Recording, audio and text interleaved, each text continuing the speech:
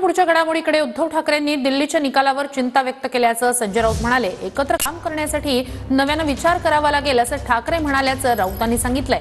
तर उद्धव ठाकरे एकत्र फक्त खुर्चीसाठी येत असतात, स्वार्थी भावनेने आलेले कधी एकत्र राहू शकत नाहीत असं म्हणत उपमुख्यमंत्री एकनाथ शिंदे यांनी ठाकरेंवर टीका केली आहे। शिवसेना पक्षप्रमुख उद्धव ठाकरे यांनाही या सगळ्या घडामोडींबाबत चिंता व्यक्त केली। तेही असं करतात की आपल्याला एकत्रपणे काम करण्यासाठी पुन्हा नव्याने विचार करावा लागेल आणि एकत्र कसं काम करता येईल याबाबत ते स्वतः सगळ्यांशी चर्चा करतील।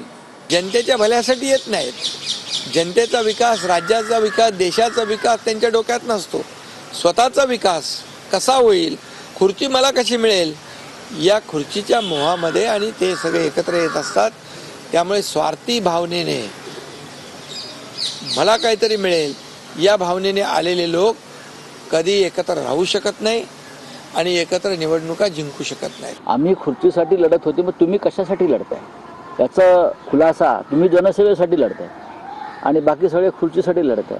मुख्यमंत्रीपद मिळालं नाही म्हणून तुमचे एक उपमुख्यमंत्री कसे काळवंडलेल्या तोंडाने फिरतायत, रुसून बसतायत हे आम्ही पाहतोय।